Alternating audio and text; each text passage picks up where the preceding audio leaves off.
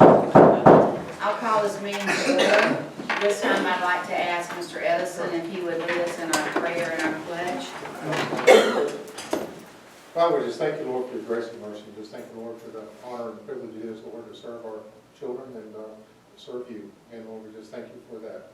Thank you, Lord, for allowing us to do this business. We ask for wisdom and guidance in all that we do. And we pray, Lord, that everything that we say and everything we do, that you'll find pleasing. We ask in Jesus' name. Amen. Amen.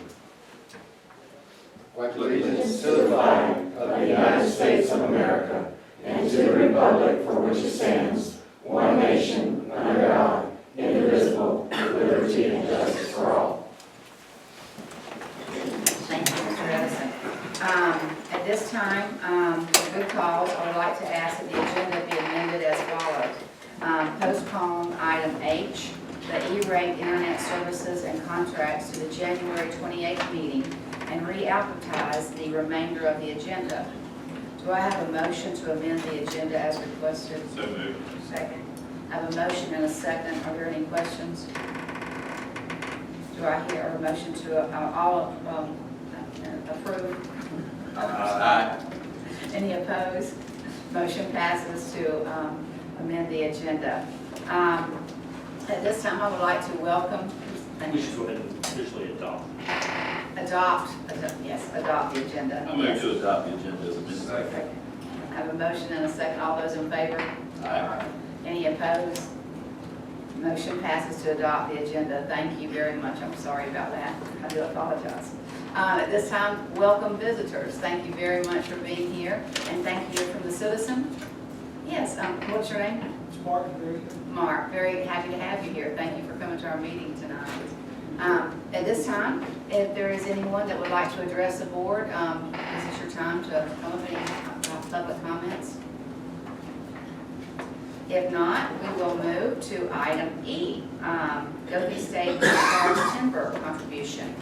Madam Chairman, this was a request, as you know, that we received some revenue from the Goathe Forest based upon their timber because that land was taken off the tax rolls, and that's not only us, but the county as well. Anyways, yes, he's not here tonight, so I asked that we table this until next presentation because I don't even know. Normally, what they do is they bring us a check and we talk about it and accept it. So we can table this until next meeting. Yes, certainly. Do I hear a motion to table? So moved. I have a motion and a second. Any discussion? All those in favor? Aye. Any opposed? Motion passes to table. Certainly we'll be looking forward to seeing them again, and we will table that. Item F, class size compliance plan. Mr. Bennett. Good evening, everyone. Good evening. As you may know, there is a class size compliance requirement in the Constitution of the state of Florida. And the way that plays out for us is that for grades pre-K through 3, you can have no more than 18 students per class. For grades 4 through 8, no more than 22. And for grades 9 through 12, no more than 25. Because all of our schools are schools of choice, this requirement is calculated for our schools at the school average level for each of those 3 bands, and considers only classes that are defined as core by the Florida Department of Education. There's a list of those on the website. Schools that are not compliant face a financial penalty, which can be greatly reduced through the adoption of a compliance plan if needed. Now, this all is reported during surveys 2 and 3, which for us is the October and the February survey. But really, October is the one that counts for the financial penalties part. So to report out to you all how we're doing in the 2019-2020 survey 2, all schools, I'm happy to report, were compliant in all grade units, except Joyce Bullock in the pre-K through 2 grade band. And as you may recall, the cut there is 18. They ended up at 18.1, so they were only a tenth of a student. They were just barely. Unfortunately, this is a very absolute cutoff. So no matter how much or how little people are over the 18, it is still considered out of compliance.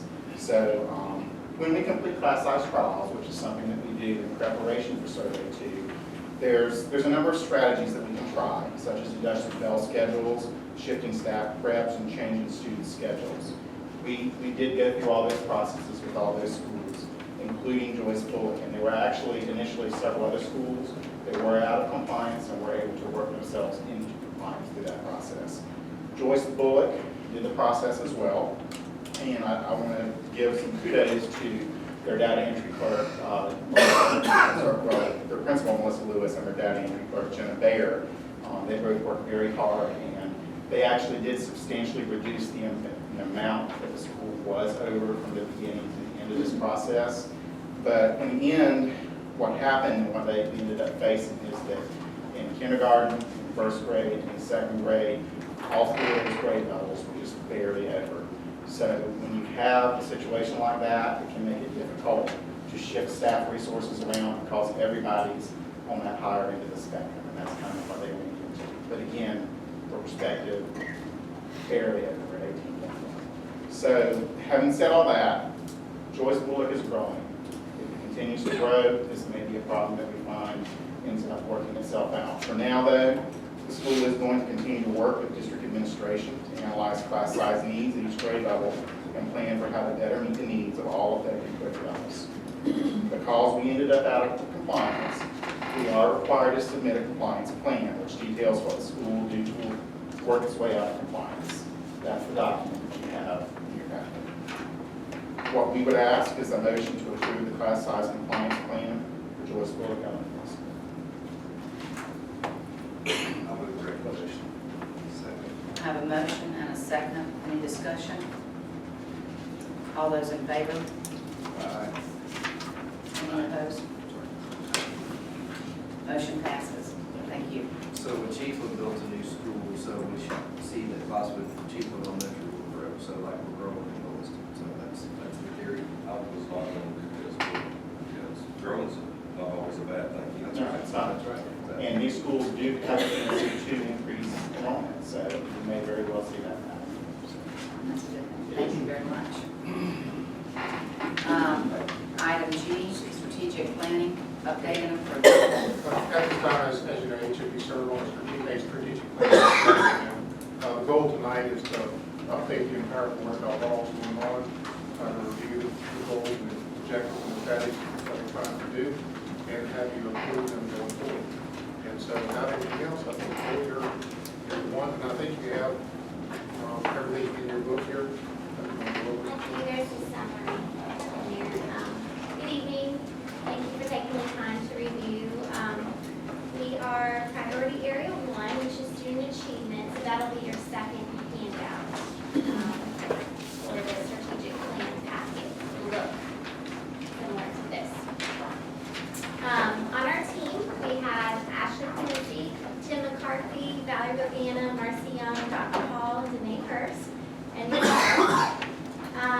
since the last time we met, we just have a couple of new developments with our priority area. We met for our district-wide lesson planning cadre, and what we wanted to do and achieve is to create lesson plan expectations for all teachers across the district, make them consistent. So we have done so that is completed. The next cadre that met was our grading policy cadre. That is still in the works. And our final cadre for our group was retention practices. And they met as well. The final thing, which was one of our biggest projects, was to go Avid district-wide. So we got buy-in from all of our schools. So moving forward, we are super excited about that initiative. And are there any questions? I'm excited about that. When you talk about the retention practices, can you elaborate on that? Let me grab your notes. So they start out, at one time, their hopes is to continue to meet throughout the year. But their very first meeting was to talk about what the research says about retentions. And they talked about the current practices that are going on in Levy County. They listed everything that was working.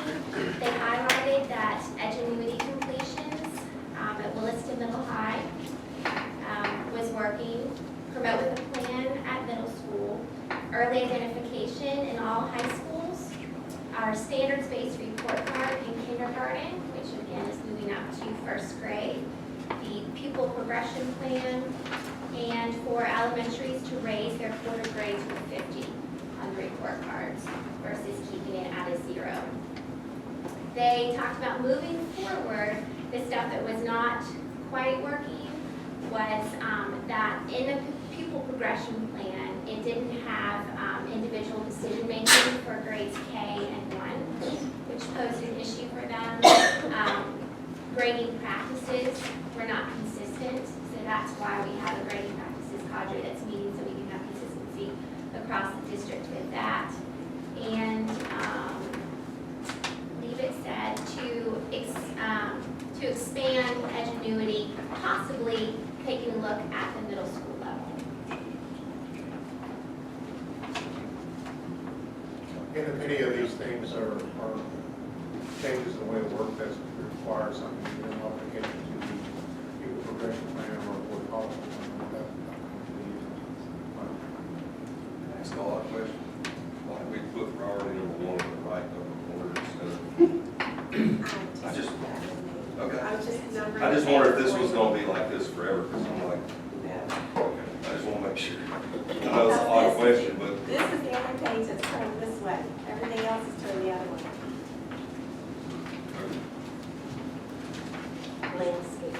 I was just making sure, like, we're not, so when we start advertising our strategic plan, it's not necessarily gonna look like that.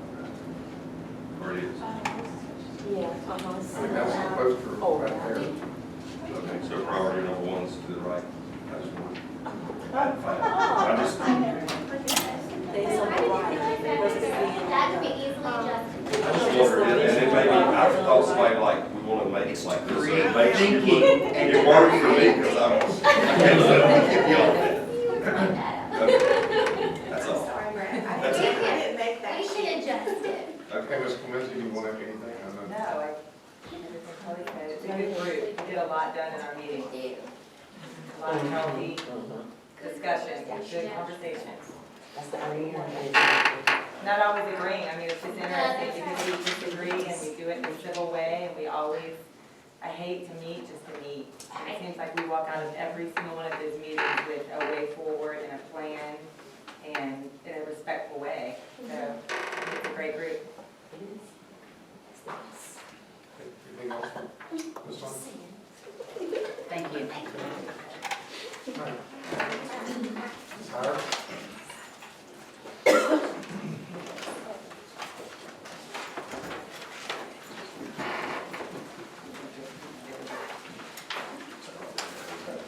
Good evening, board. Yes.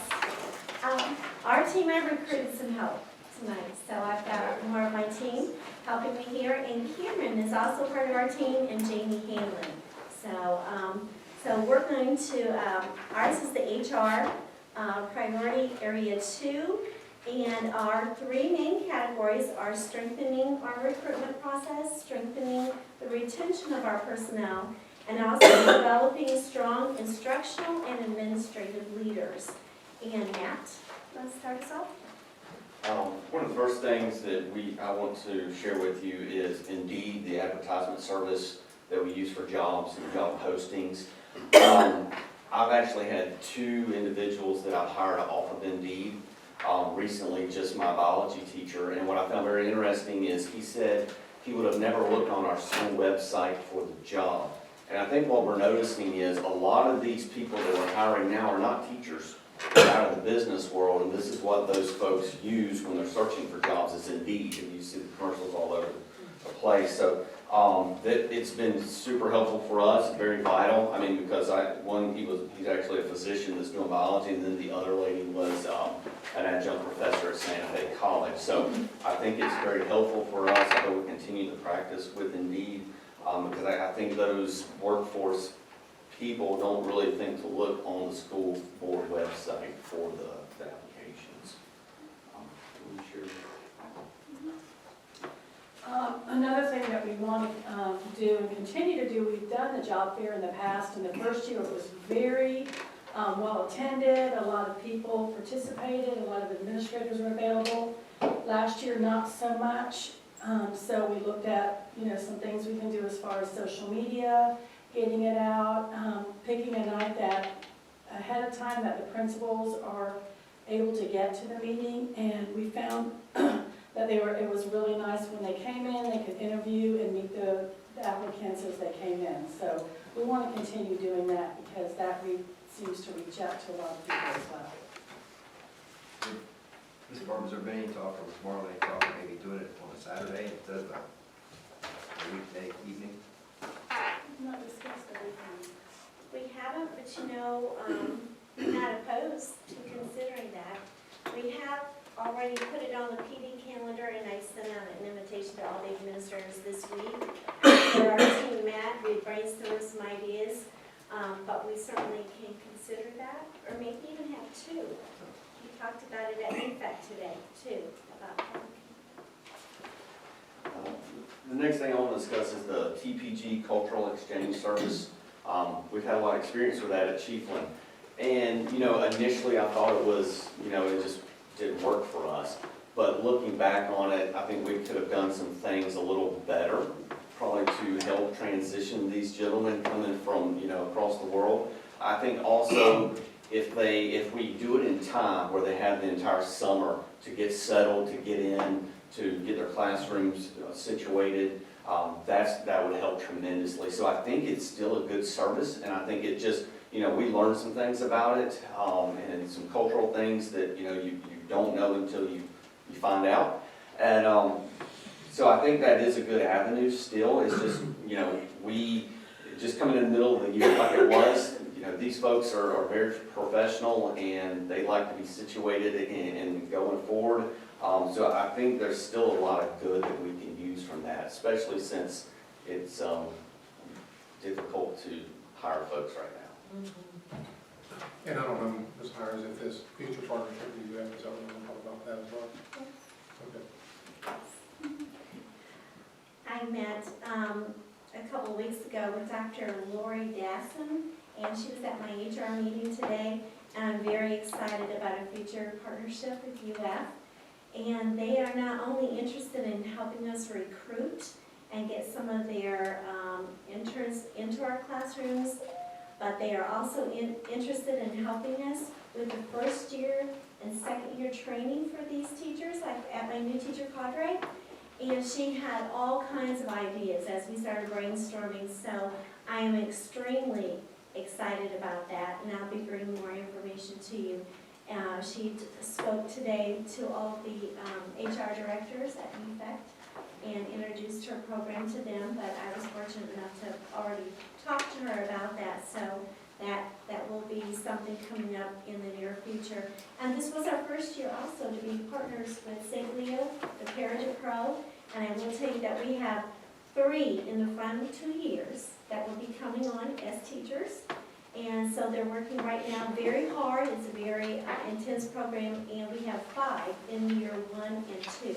So that's 8 of our parents that are coming on, that's already employed by us.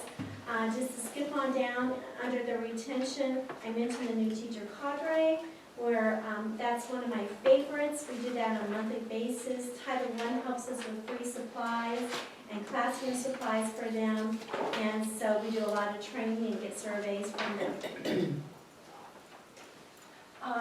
As to a couple areas we started last year was that employee recognition with longevity and perfect attendance, which I think went over well. We were able to recognize them at the Night of Excellence, the ones with perfect attendance, and then they got to be recognized at their school for longevity. That's something we're going to continue. And we've also started this year with the School Improvement Days, which is so helpful for the schools because they do all this PD, they do all these different types of planning, and this is a time for them to go back, check, and see where they are, see if they need to do a little adjustment.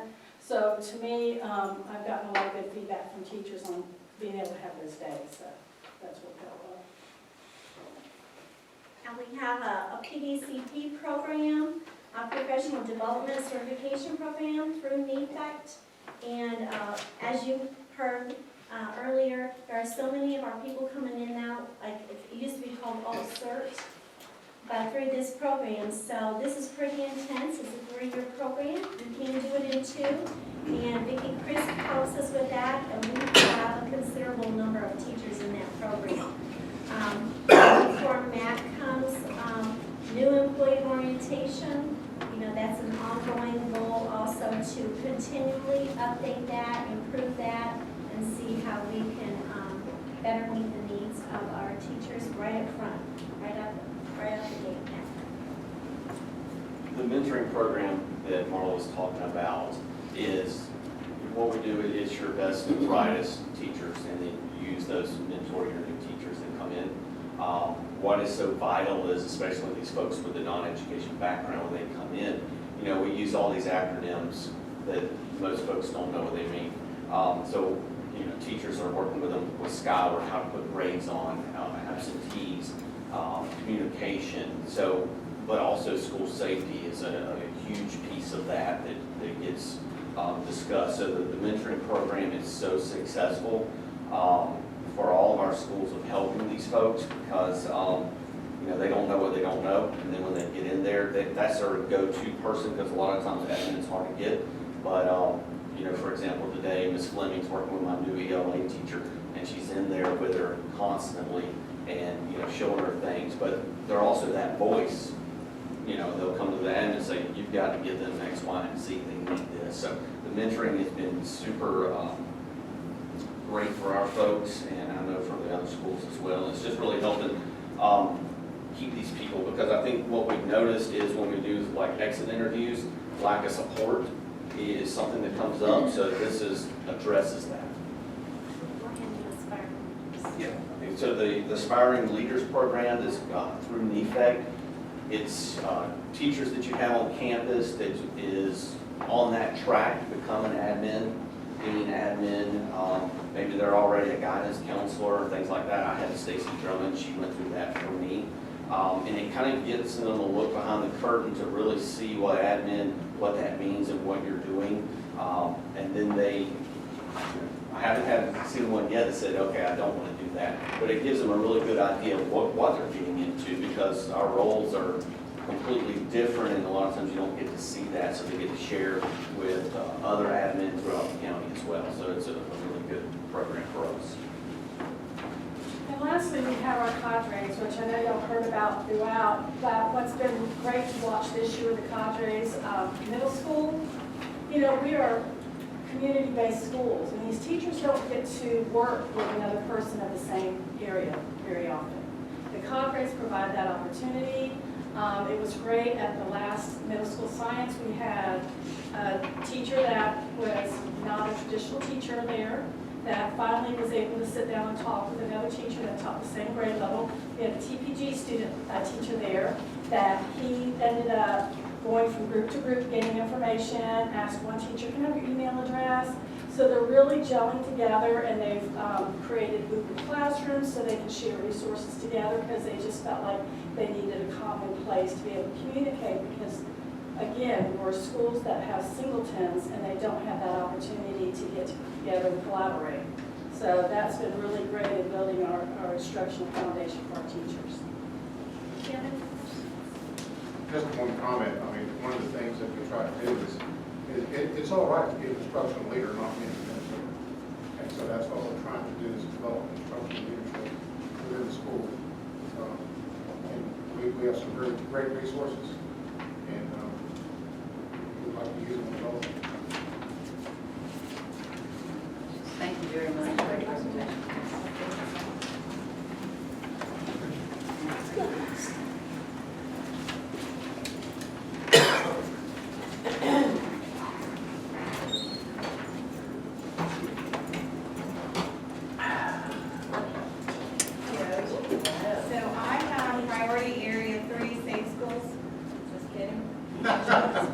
Physical resources.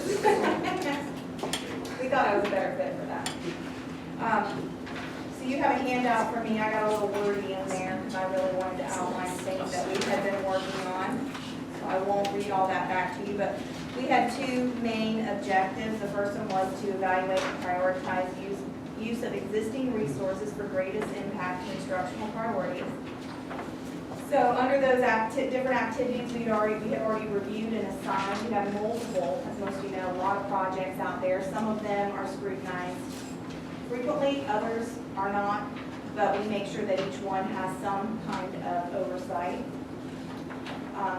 Maintenance is also adding a work order system that we think again will work hand in hand with this, especially when we look at our assets that we currently have. I need to increase budget workshops. I've already had several with the board and with school-based administration and have a few more to schedule. We've looked at the FTE lost through the Florida Virtual School through recalibration. We also are doing a fiscal study with Jim Hamilton through FADS. What is FADS? Florida Association of Business Superintendents. And so you'll see him throughout this because he's informing or has informed some of these activities that we're doing. But the first thing we found out is how much we're losing through recalibration. While it's not a lot at 1 to 1.5% on total enrollment, it's enough that for example, what Mr. Lott did with driver's ed, we're looking at those areas where we're losing the most to Florida Virtual School and trying to recapture them and keep them in the district. ESOL endorsements. So we get weighted funding if the teacher has an ELL endorsement. And when they do not, we do not get that weighted funding. So we're losing some revenue there. So we've been working on different ways to encourage ESOL endorsements. One odd thing we did was through collective bargaining. We removed the ESOL endorsement, which sounds kind of counterintuitive, but we saw that the supplement was not attracting the teachers to get the endorsement. So we're working with Marla, Valerie Bogam, and different principals to try to figure out what's a better way to help these teachers get that endorsement. We're working on staffing allocation.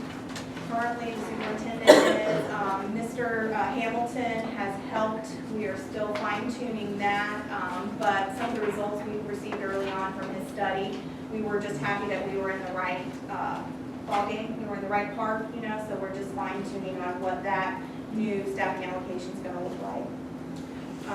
We're still working to develop a communication plan.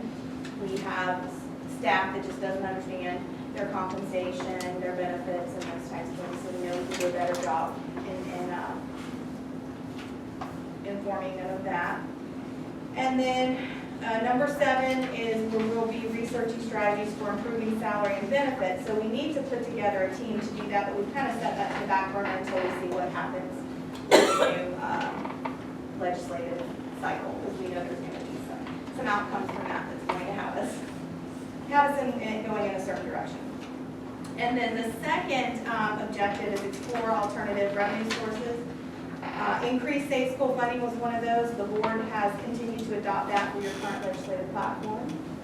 And then increased grant-funded resources. Again, Mr. Watt, he was able to get a grant this year, NEED deal, distance learning and educational opportunities for all needy students. So that was just the type of activities that we were encouraging. And then you had 2 handouts just to kind of show you some new things that we're going to be giving to staff to explain salary and benefits and history of awards. We realize we can do a better job of communicating certain things. Anybody have any? I don't have any questions, but, with reading and going over this, I just thought that this handout was very informative, and I really appreciated this, and I like having this to go over and to explain when people ask questions, and that it was very thorough and was covered completely, and I truly appreciate this, and thank you very much. Really designed both of those for us. So. Yes, thank you, I thought that was great. Any comments from the It's worked very well. I'm sorry, I didn't know who was on my group, but. She's the leader of our group. I missed the last one. And ours works a little differently, Ashley. If you really want something, you really have to argue with us.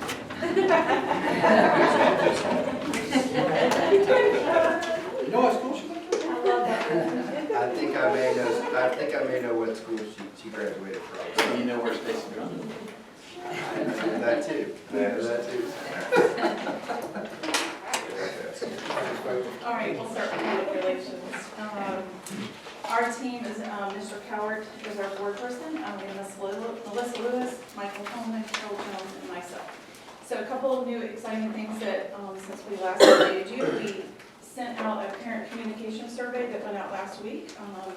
So if you haven't shared that on your Facebook, we would encourage you to do that. We've got a lot of good information last year from our survey, and I'm excited to see that we'll get some more. We're gonna run it through the 24th, and then after that, we'll gather the results and make sure we share back out with the board members, Mr. Edison, principals, and team members, what our results are, so that we know how our parents want to be communicated with, how we're doing, where we can improve, those kind of things. You posted that on the board page? It's on the school board website, so you can share it right from there. There's several schools. So if you would do that, I would greatly appreciate that. The next thing is our next initiative was to create a district public relations video. Another excitement, we met with Mr. Edison and Carol Jones, and I met with Digital Fury the week before Christmas. He was able to narrow down our things. We were all over the place because I think what we were coming up with was probably like a 30-minute video, but he narrowed it down for us because we want to represent all 5 communities in Levy County. We want to get across to our viewers that Levy County is the best place to live, work, and go to school. You can get as good or better education here than you can in a large county. So we want to get those across. So he's thinking between a 90-second to 2-minute video, getting that all in. He will give us a smaller portion that we can post on social media and then a bigger version on our website. It's going to start in the spring because Levy County is beautiful in the spring. Right now it's, kind of dead.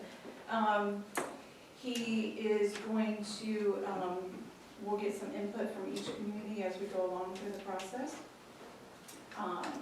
We're waiting on a quote. He should have it within the next few days. Mr. Edison and I met with Tisha Whitehurst after that meeting, and she seems to be on board with helping with some thoughts and some finance, which would be wonderful. So, and I think the foundation is probably going to help with that too. So she thought the ballpark figure that he gave us was very fair for what we were looking for, so I felt better about that. So I'm encouraged. Lastly is promoting customer service at all levels. We want to recognize our employees. All of them do a wonderful job, but we do have employees that go above and beyond, and we want to continue to recognize them. Our goal is to hand out the superintendent's impact award several times a month, and we've been able to do that. The human resources team will be recognizing those with the longevity and perfect attendance, and we're still going to continue with our customer service push.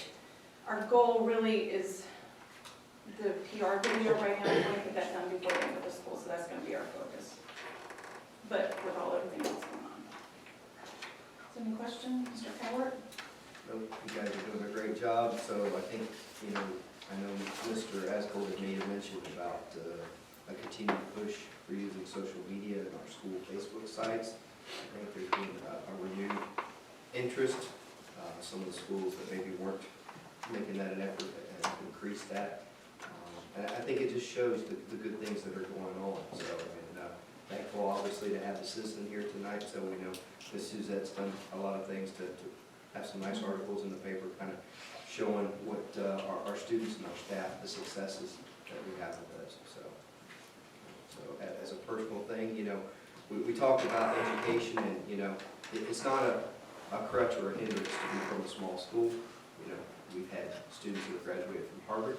We have had students that are getting accepted into Yale.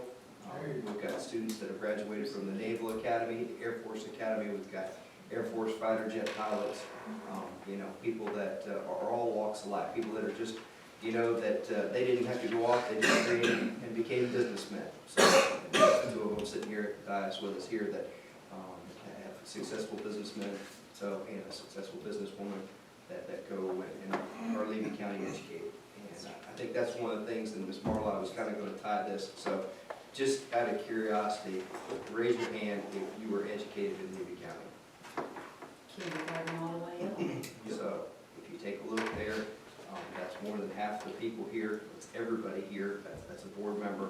And I think that's just a wonderful thing that we can celebrate and show that you can go and do great things, so, and to be productive members of society, being a Levy County graduate, so, thank you. There's your video. And there's lots of opportunities in Levy County, in a smaller district that you wouldn't necessarily get. In a larger district, we talk about leadership roles in FFA and things like that. When you're in a larger district and you have a huge high school, you don't have that opportunity. You can get that in Levy County, so those are things that we'll be highlighting. Thank you. Thanks. Very much.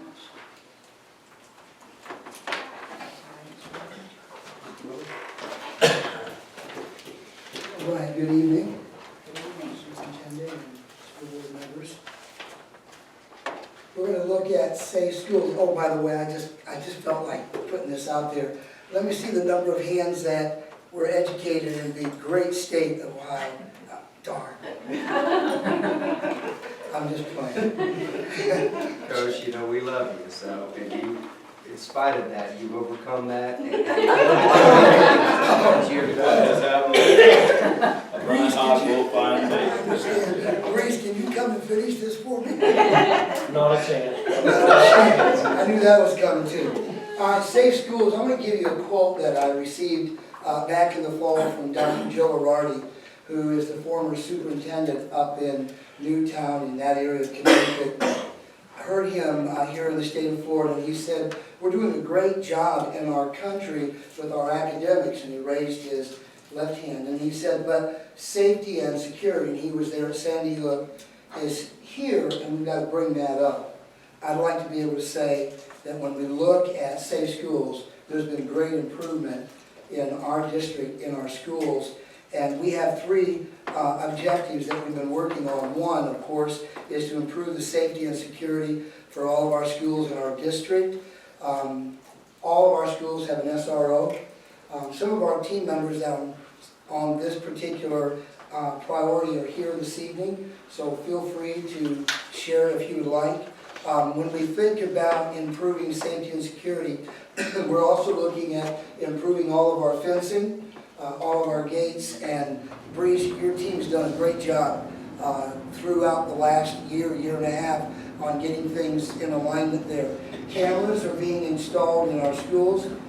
Improvement, and notice that we put it this way, improvement is continuing in regards to communication. There's some areas, there's some gaps, but we're working on closing those gaps. Also, for all of our administrators, they really bought into the active threat drills, but when I also presented to them that we needed to do on a regular monthly basis active classroom walkthroughs on safety and security, they're giving me between 3 and 5 minutes per classroom, and I always do 2 on each campus. 9 of our schools are already done here in January in regards to doing those walkthroughs. And we're changing that up. As we do the walkthroughs, like what we did in the fall, I'm changing those presentations as we start second semester. Also, we have the Fortify Florida app and the Rave app that is working. We're going to be using those this semester, and we may be going into classrooms and presenting to a teacher or a custodian what the situation is, the scenario, and then they're a call for the lockdown. So we'll be working on that during the second semester. Thanks to Dr. Hall and many others who have been trained. Number 2, providing training for all of our schools for mental health awareness. That's been a very big piece for our district. Last Tuesday, I did one out at Cedar Key for their faculty and staff, and they just were so receptive and responsive.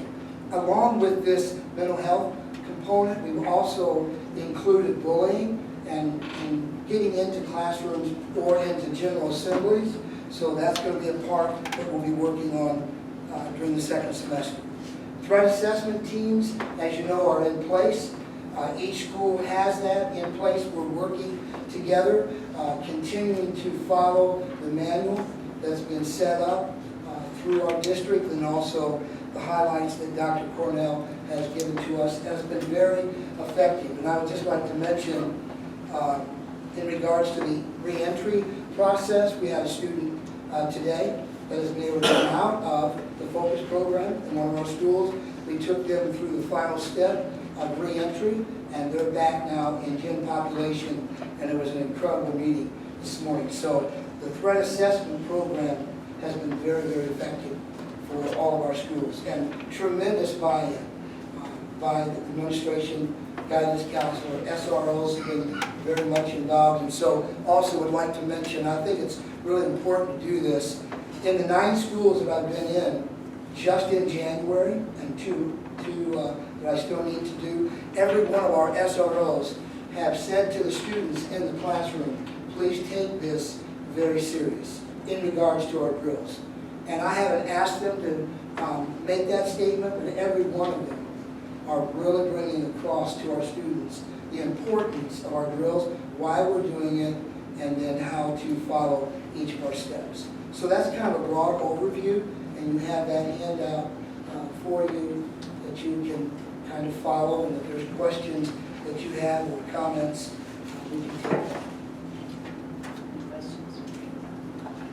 Coach, 2 things. Number one, you mentioned the grade. So, and I know we've seen where it's been operational.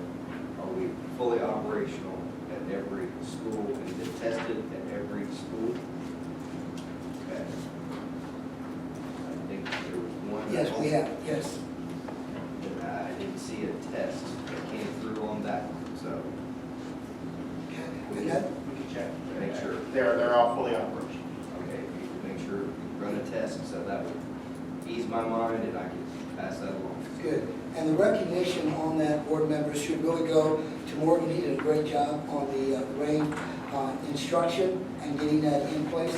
I was with him a couple of times, but he managed that very well and put that in place for our schools. Thank you for that question. I will say that I appreciate the test where you added the drill. This is a drill. I appreciate that on that. Me too. Well, That that's scares hard. you first. One thing goes up. And maybe it might be because it said Morgan Bennett instead of saying, like the other ones say, a staff member or administrator that we know is at a specific school, so maybe that might be why I'm Well, missing it. okay, so now I know which school you're referring to, and I can tell you that what happened in that is I was side by side with the principal, and we just made the call to do it on my phone, because it was the one that was out. So she did it with me. It was. Anything else? And then the other thing is, did we sometime late in the first semester have a visit from DOE? Yes, yes, I Can you did. share a little bit about that? It was kind of an overview with the Office of Safe Schools, and that's the direction that Damon Kelly now leads us with. And he really gave us a strong vote of confidence, because he had been here back when I was administrator at Chief Middle High School, and he saw a lot of areas that were gaps, I'll use that term, and he has seen that we've really closed those. And then also, he's tracking all of our documents that we're sending on a regular basis, and he gave us a lot of good positive feedback in the direction that we're headed. We still got room for improvement, but we're taking those steps Every day. every day. Yes, It's a journey. it is. Thank you. Okay, Thank you very much. thank you. Thank you. You know, y'all are all assigned to an area that you're not, don't have to stay on now, so I don't know if anybody wants to move. So I haven't, nobody's asked, said I'd like to change or anything like that. Most people said I'm happy where I'm at, but, so I do am giving you the opportunity if there's something you want to do. What's your opinion?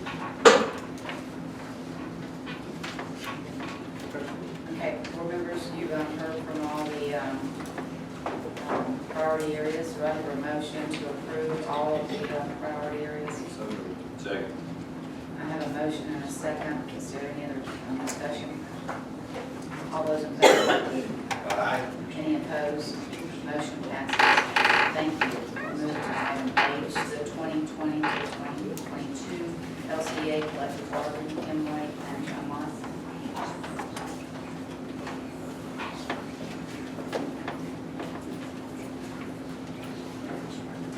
We're going to divide this up, and at the end of this presentation, we're going to ask for your approval of this the new contract, and and the compensation package. But Ms. Lake is going to start with the compensation part of it. She's the math whiz. So the results of the compensation, the $250 market adjustment for all instructional personnel, which will be retroactive to July 1st, 2019. Under that, we will sunset that ESOL endorsement as of June 30, 2020. So no newly hired people will qualify for it, but current staff that holds it, will keep it. For the performance pay, so that would be, I'm sorry, let me break this up. So that's all instructional personnel. Now for the those on the performance pay schedule, they will receive performance pay, highly effective, $1,334, effective $1,000. This is a permanent adjustment to their base pay, and this is based on 18-19 evaluations, and it is retroactive again to July 1st, 2019. And then those on the grandfather. Nobody else will be bold enough to say this. Where is that that you're reading? I'm sorry, it's right here. I'm not going to try and pretend that I'm looking at it. It's right here. Do we have a copy? I can, Should be, yes. Okay. sure. I typed that up for my notes, and Sure. so I brought that to my attention this afternoon, and I'm sorry about that. I should have made you a copy. This beautiful person from Bronson being willing to go.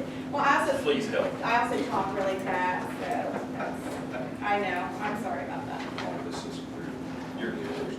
I like watching you guys.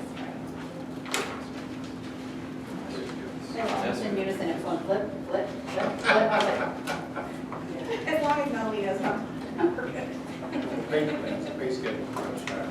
Yeah, the pay schedules that correlate with the information I'm telling you are all in your handouts, but the narrative is not. And I think you're right, the narrative is. Did I hear her? She said, I told her so. Is the camera on? Yeah. You can be playing that back in the Well, that office. won't be on my page. So these negotiations started April of 19? was that Yes, sir, correct? because we had language. It didn't take that long Just for 10 us. months. Right, it was the language. So official.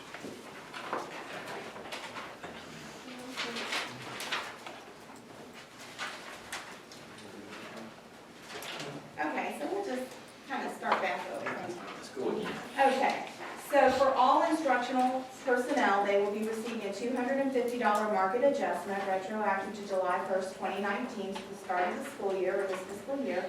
We will be sunsetting the ESOL endorsement, which is also $250, as of June 30, 2020. No new employees hired after that will receive that supplement, but all current employees that hold it as of June 30, 2020 will continue to keep it. Those instructional staff on the performance pay schedule will be receiving performance pay this year. Highly effective is $1,304. Effective is $1,000. Again, this is a permanent adjustment to base pay, and it will be retroactive to July 1st, 2019, and it's based on their 18-19 evaluations. Those instructional staff on the grandfathered salary schedule will be receiving a one-step increase, which amounts to $1,000. Those who are on step 0 through 18, and that will be retroactive to July 1st, 2019. Non-instructional will be receiving a market adjustment, which is a 50 cent, per hour increase. Instructional aides which are within the broader ESP group, will be moving from group 2 on the salary schedule to group 3, but they will remain on their current step. Both of those changes are retroactive to July 1st, 2019, and there will be a $175 one-time bonus for all ESPs. All employees, the board has agreed to cover 100% of the 2020 increase, which is about 2.7%, conditional upon participation in the health risk assessment at CARE here. And then supplements, we had the new supplements. If you look at your supplement list, you'll see new and updated supplements in red, and you'll see the ones we're removing with the strike through. We only had 3 new supplements, but we had some language changes on some other supplements, and then we did remove several supplements.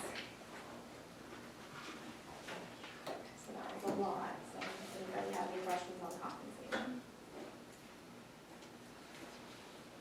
Appreciate all the hard work. Are you gonna do the administrative thing separate, or? Yes, So you need a motion to approve this? I'm sorry. You need a motion to approve the salary. Well, we We'll- haven't finished that. We're We'll gonna finish, we have language changes for this. In your book, you do have a section on some language changes. So, I just want to say that this was a collaborative effort with LCA. I'm not going to read through this entire list. At the very beginning of this section, you sort of got the quick notes, the summary, if you will. And then after that, you have the actual red letter, edition that has the new language in red and any strike-throughs or any deletions are struck through. So it's pretty self-explanatory in that regard. But I do want to say that this was a collaborative effort, both on the compensation package and as well as this language. I think this is the third go-around that I've been on a negotiation team, and I'll say this is the most language changes that, by far that we've gotten done. And, there are things that, as we came together, Ms. Carson and the LCA leadership, that they wanted, things that we wanted. And so I think that in the end, everybody got many of the things that they were looking to get. For example, we had really wanted the mandatory direct deposit for all employees. We were able to reach that agreement. The LCA leadership wanted bereavement leave. This is a good example of something that they proposed and brought to the table, and we were able to agree on. So when you look at the language, again, some of the things we proposed, some of the things they proposed, in the end we reached that agreement and worked well together, I thought, to come to those agreements. So are there any questions on any of the language as you look through those? Many of these things we've already discussed and you've had it. So if there are no questions at this time, we would ask your approval of the total package of compensation as well as the language changes and the new contract. Well, Mr. I hear a motion to approve. So, Okay. I have a motion and a second. Are there any other questions or discussion? All those in favor? Any opposed? Motion passes. Thank you. Just a comment, it is a very collaborative effort, and it's always good to work with our teammates and put together some stuff and work on it for a better employees. We have two more salary schedules that we are requesting approval on. One is we had to create a new school-based, so administrative school-based placement pay schedule because our school-based administration should also be receiving performance pay. So I created a new pay schedule for that by just simply removing them off the old administrative schedule and giving them their own. And then the other would be the newly titled Administrative Other Confidential Salary Schedule. We would ask for these changes for that schedule to be approved effective retroactively to July 1st. And those changes would mirror the results of negotiations, would be one step for those on step 0 through 18 on the administrative side, and then a $250 market adjustment as well. And then those on the confidential side, it would be the 50 cent an hour increase and the $175 bonus. Do I hear a motion to approve?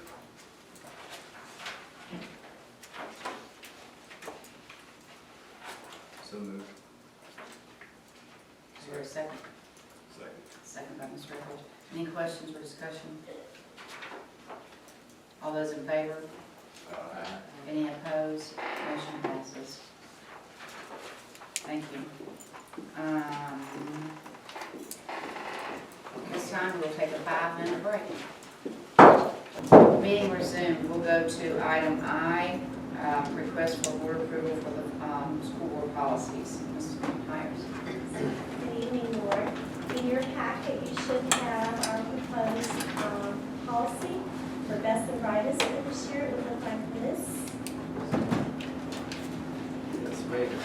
All right. And in November, we know that we presented a board workshop on this and went over the proposals. Nothing in the policy has changed, and we have advertised it over 30 days. Do you have any questions for me? Do we have any comments or any inquiries about, when we advertise the policy? I would be about policy 6.53. Second. I have a motion and a second discussion. All those in favor? Any opposed? Motion passes. Thank you. I would just like to make a comment, that's mandated by the state of Florida. Yes, sir. And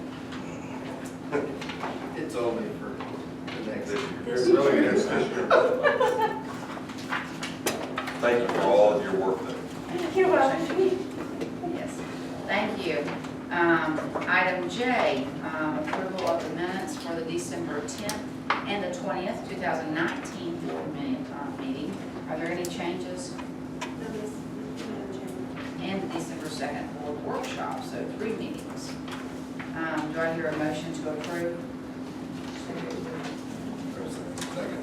A second. Any questions or discussion? All those in favor? Aye. Any opposed? Motion approved. Passes to approve the minutes. Consent agenda, I'll start with Mr. Howard. We got some changes. Oh, we do have several changes, yes. Madam Chairman, on page 3, we are deleting 14, 15, 16. B1, Susan Gruber, her ending date is February 28th instead of January 3rd. Page 4, we rescheduled the E-rate. 1I, we'll delete and postpone the next. Thank you very much. Okay, I'll start with Mr. Howard. Looking through, so everything is, all my questions have been answered, so the only thing, and not to steal your thunder, Ms. Brookins, but as much as I hate seeing number 7, losing a good Williston graduate, I love seeing number 6. It's always great to have our homegrown come back and be in their community, so nice to see Mr. Corbin there, so appreciate that. Appreciate all his mama's efforts doing it, so there's a lot of coaching going on with that, so, and I look forward to continuing to be out there coaching also. Thank you. Mr. Apple? I don't really have any question, I do have a comment today. We can look down here on our student trip requests. I love student trip requests, because I believe a lot of learning can occur outside the classroom, especially in these type of environments. The only thing that I see there is what I don't see here. I would like it to show every school that we have participated in all of their things, to encourage them. For whatever reason, if they're not there, everybody should. There's something wrong. That's all I have. Thank you. I just have, I think it's just some clarification, but we just passed the 2022 collective bargaining compensation contract approvals, and then on G1, 2, is it also in, right? It's the contract. Here, it's in here. Actual contract. So we approved the contract in I, right? I just, it's on the consent agenda and on the agenda, right? Yeah. So we're approving it both places. If we approve the consent agenda, just for clarification, I only know it matters, but is that the same thing? I'm not aware of any difference, and I don't know that we have to approve it. I don't think there's a legal reason why it has to be approved a second time. I don't think there's any harm in us passing the consent agenda with it on here after the fact. That's all right. Thank you for pointing that out. I think all my questions have been answered on none of those, but, do I hear a motion to approve our consent agenda? So moved. Second. I have a motion and a second. All those in favor? Aye. Any opposed? Motion passes to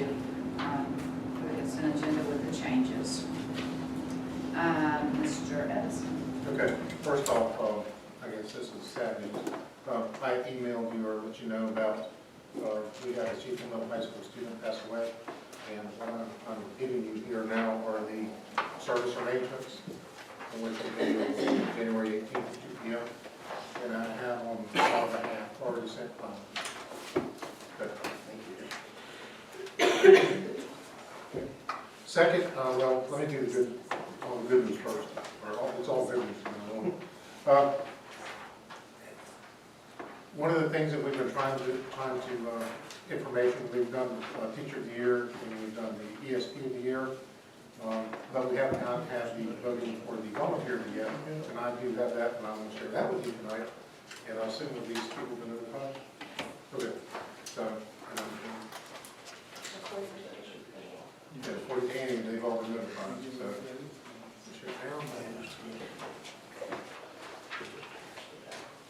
So you can see the different volunteers of the year for each of the schools.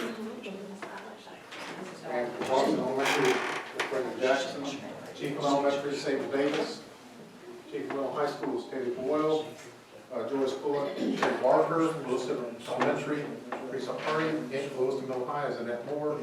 And Nancy Gerhardt from Yankeetown School in our district winner. And a big congratulations, because I know she's on the list every year as being volunteer of the year for that school, most every year. And that is Tammy Moore.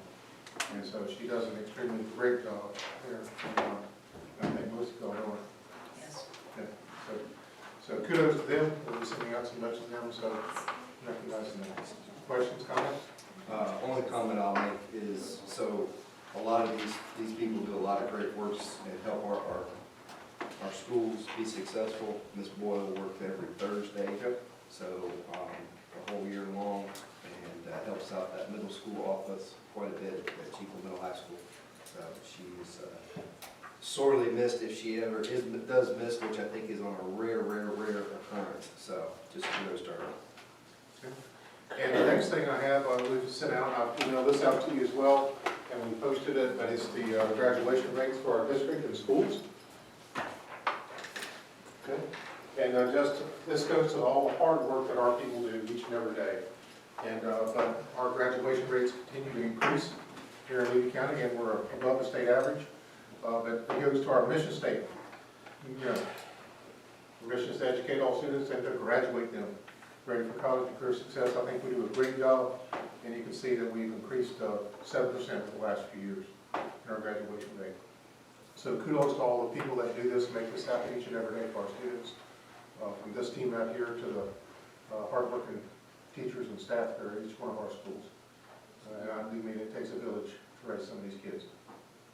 So, questions, comments on this board? I do have a comment. Yes, sir. We could raise that Cedar Key, even though technically, because of June 30th deadline, but that is 13 for 13 for Cedar Key, because that student completed their requirements. So. Yeah, good, thank you for pointing that out. What the federal graduation rate means is that they graduated within 4 years. When they enter school, and they graduate within 4 years. But we do have a lot of kids, or some kids that graduate after the data deadline. So they're graduates, you just don't get a credit for them graduating. And so, so yes, we do have more graduates than this number actually indicates. Wonderful, thank you very much for sharing that. And the last thing, and just to make sure everybody knows, I have the agendas here for the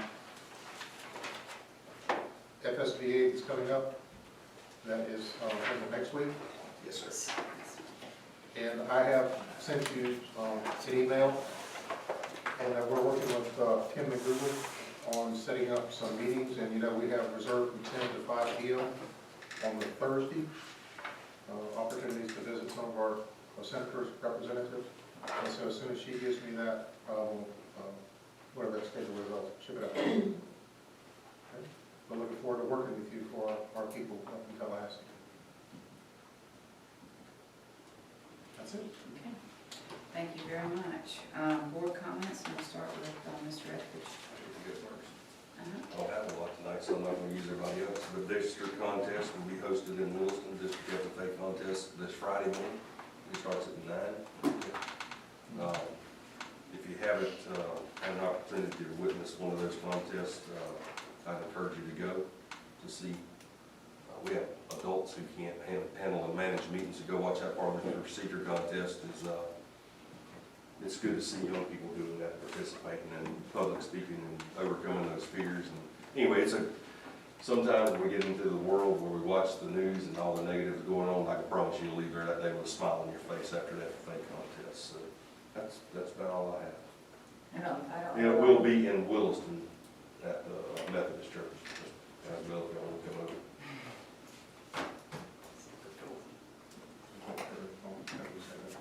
I don't have a lot tonight either.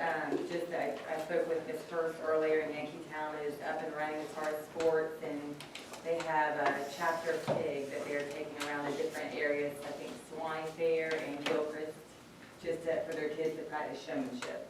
So to kind of get ready for the big fair later in March. So other than that, I think everybody's ready to focus on this next semester and do their best. Is that the pig that was on Facebook? He's Facebook famous. Thanks, Mark. Did you see that all them kids were like trimming him up and he was there and he or she is here. I didn't look close enough. Pretty soon he's gonna be giving Toby some competition. Yeah, it was a cool picture. I don't really have much. Due to some conflicts, I won't be able to go with y'all to Tallahassee. So I trust that y'all will do well. I need to thank my friend Chris here who brought to my attention Senator Gail Harrell. As you may remember, I was bitterly disappointed that an initiative that we had kind of proposed for kids with accommodations kind of just floundered and died, and we were told that's a Levy County problem. But Gail picked up an initiative, sort of along the same lines, to draw attention to dyslexia and dysgraphia, and that these kids need earlier testing to find out that needs to be more readily available. And I've already contacted her, told her my support for that. If I can help, I will. I think that's great. So it's not just a Levy County problem. It's a statewide problem. And those that say it's the Levy County problem really don't, I'll say it on record, don't know their business. We'll keep it polite. So I'll leave that. The other thing, and I never like bringing up something negative, but I got to bring this up because I talked with Ms. Hires about this earlier, just in our conversation. And I wasn't going to bring it up until I got a call today. I got a call about this today. And from about beginning of December till we just got back to school, if I've got one call about this one issue, and it's not just from one school, it's from multiple schools, I've gotten 20 now. The importance of getting grades into Skyward. I am, and I want people to know, I am sick of getting calls that it was October the last time my kid's grades got in there. And now I've got a report card. I was unable to help my child because I did not know her grade. I do not know who needs to be told this. I do not know who needs to be into their knowledge. It is your job to put the grade in Skyward. We depend, and I'm talking as a parent, me as parent, I depend on the information on Skyward to know how my child is doing. And y'all hear me reference this all the time. I have 3 children in 3 different situations. I have one, and I would never have to look at Skyward because he wants everybody happy, and he's an A student, and he's Mr. Successful. He has a twin brother that he has gotten a streak of lazy that is amazing. And if you don't stay on that boy constantly, he will not get his work done. And I have a third one that has learning problems that we have to be in communication with these teachers to go, hey, we need to know what he needs to do here to stay on him to help him. And so when October comes around, and we look here, and I don't know about any other parent, but I'm going to tell you, this is how I am.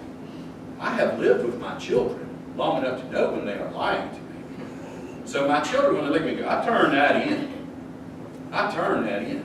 And you contact that teacher and go, hey, my kid says, yeah, I just ain't had time to put that in. Well, if that's on, he turned it on Monday, and Friday it's not in, okay, we're busy. But when he turned in October the 1st, and December the 1st, it still ain't in there, somebody ain't doing their dang job. That's cut and dry. And when people call up, we spent a good lick of money on this scouting. When people call up, they go, hey, how do I check on my kid? Go to Scout, go to Scout, check Scout, check Scout. Well, that's BS when we don't do our part. Let it play for any person that has to put grades in there. Let them know that Cameron Asble has a problem with you not doing your job. We have an educator. You're an educator. Absolutely. You put your grades in, don't you? We could. And what's fascinating to me, I'm old. I was in school in the 80s when we had the book. Remember the book?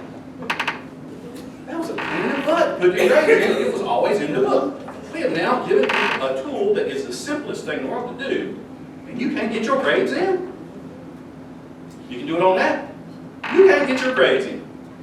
What would happen in my business, or in your business, or in your business, or your business, if you did not do the key element to your job? Yeah. I get fired up about it. I think it gets back to what we were listening to with Chloe. I think we should add that into our district-wide lesson planning. I think there should be a district-wide expectation for Skyward, because I'm getting the same phone calls. I would encourage our principals to have a faculty meeting and stress to them again the importance, do your job. In any other industry, if you cannot do the key part of your job, you are not at your job anymore. It's important. Now, I'm sorry to beat that horse, but I had to explain to a lady today that we give them everything. I can't make a person put it in, but I will sure bring it up tonight.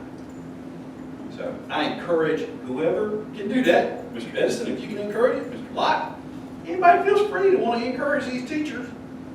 If you'll let us know, Put your grade in. when you get a phone call, if you'll let us know the specific problems, we will address them. But we gotta know. I don't think it should ever come to that. I don't disagree with you, but you need to But I will. know the specific issues. Okay. I'll tell you one later. I'd rather deal with an issue. I know the name. Yeah. I'll tell you, the one that I got called on today. Because we do have a lot of people that do well. Yes, yes, and that's another thing. Okay, I'm coming down hard. Blanket statement's not. Blanket statement's not cool. Yes, that is the person. You got a call on that? I'll live that one.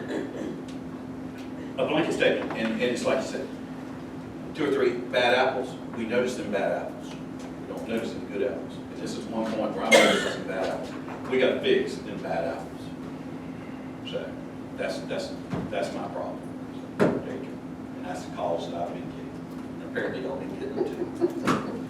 I'm doing it. I'm sorry. Thank y'all. Mr. Coward? There is nothing more refreshing than somebody having passion for something that means something to them. So you don't ever have to apologize at all. So with that, obviously, Ms. Carson participated along with some other people yesterday from throughout our state, from Key West to Pensacola. I'm sad that I was not there in attendance, but I was there in spirit. So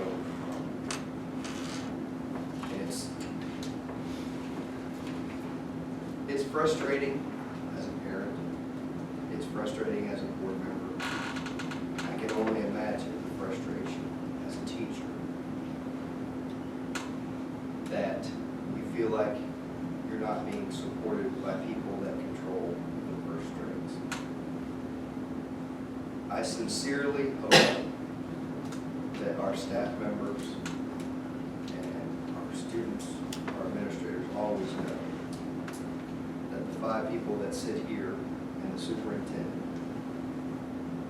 we will do everything in our power to be supportive and to make sure that we have your back, which is the whole reason we're going to Tallahassee next week. When you look and you see, we know, and I'm going to get up on my soapbox here for a minute, and I know the dollars that's spent out of our great teachers, that they care about their students and they spend their hard-earned money above and beyond what is given as a stipend to the classroom. make their students successful, so we know that.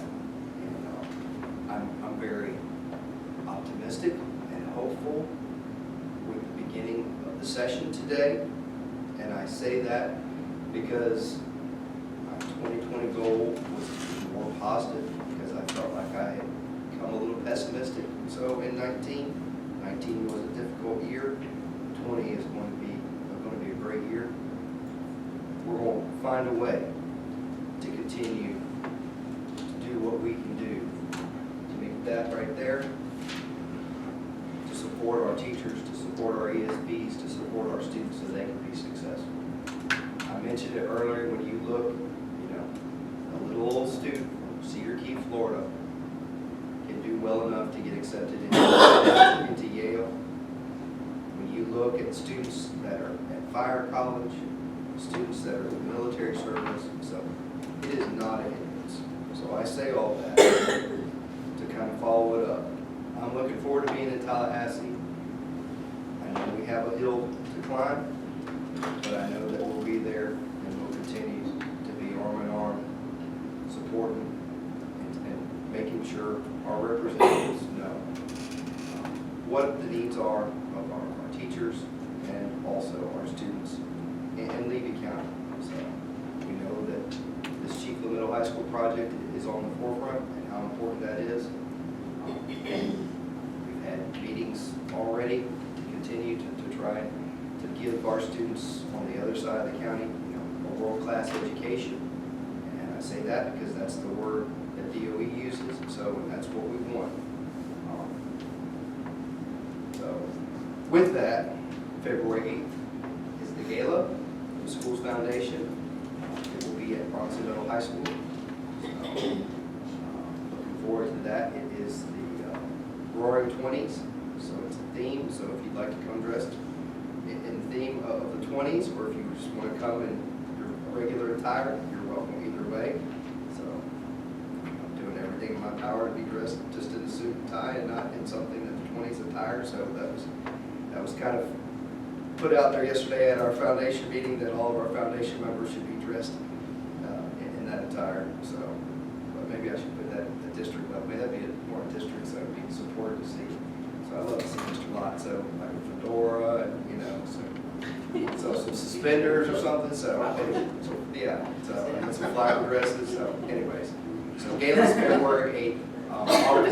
It's our biggest fundraiser for the school foundation. It kind of sets the tone for the year, so looking forward to that. We've always been a sponsor, so we'd love to see us if we will continue in our sponsorship if we're in agreement with that. So I can't remember, I think we were silver last year, so I'll have to look back and see. So whatever. So are we in agreement that we'll continue that? All right, and then the next thing is Cedar Key Saturday is having a mullet dinner. We're kind of in a spot, we are needing to raise some money for the track and field team to update their pole vault pit, their high jump pit and long jump pit, and also the padding that goes with the pole vault equipment. We had some equipment on loan, and due to an unforeseen circumstance, it's not available, so we will be using a 17-year-old equipment right now to get blipped through this year, because it's about $20,000 for pole vault equipment, padding, and everything that they need to get through. So there'll be some fundraisers, so if you'd like a mullet dinner ticket, let me know. So I'll be happy to help you assist with that. And the reason why it's so important is because the High School Association has kind of changed some things. Now, in order to qualify to go on to districts, you have to compete in 5, what they call, 5 timed events. And so with that, you have to pay upwards of $1,000 to have a certified timer come out to your event. Cedar Key has always had 3 events. It seems a little sketchy, which I'm going to bring this up to our public liaison for high school. But anyways, this is definitely a hurdle, and kind of a financial hurdle for our rural schools that all of a sudden throw that you've got to have 5 timed events, and when you've got to go and find somebody and pay upwards of $1,000. And that was last year where a person was volunteering their time, but you paid for their equipment. So obviously there's big money in running track in the field meets, so which I never knew that. So anyway, so that's all to be said. Mullet dinner is. Dinner, and what's it cost?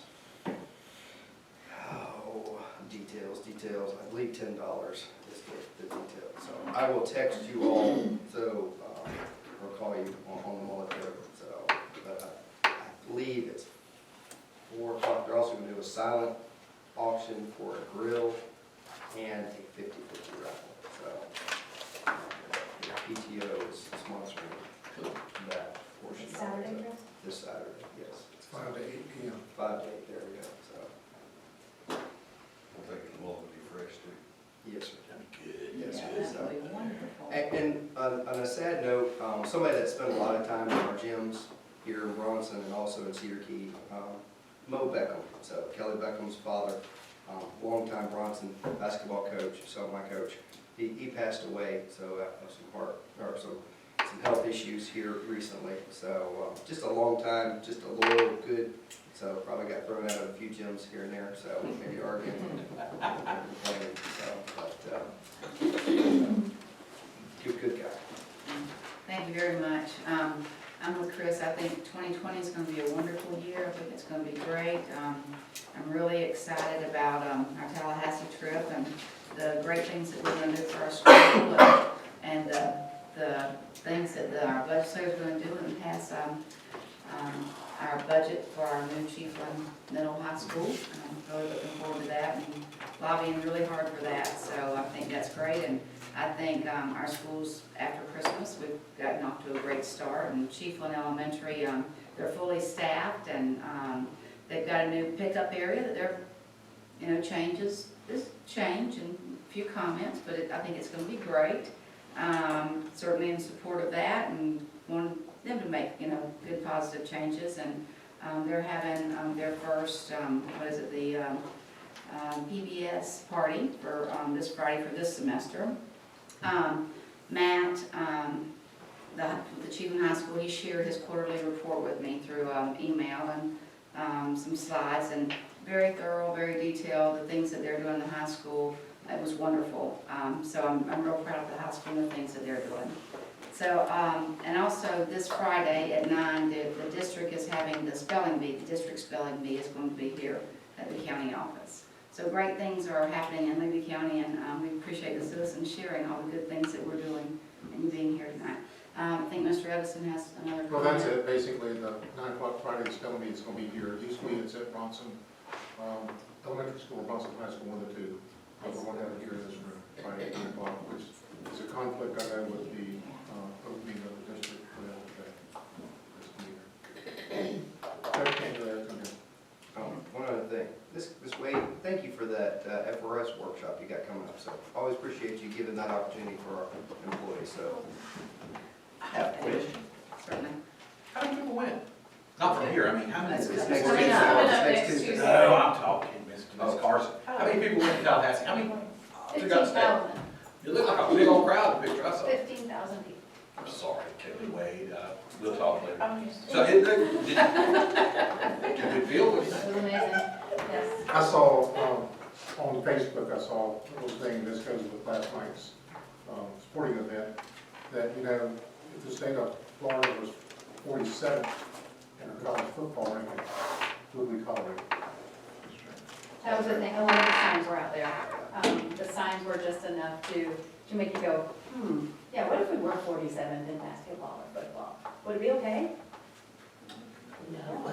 Just if you search, rally and tally signs, there were some really amazing, creative, innovative ways to say, hey, you need to pay attention. There was one I noticed, when really did, I was like, ooh. Might be more. Anyway, that's all. Thank you. There's no other business. Meeting adjourned.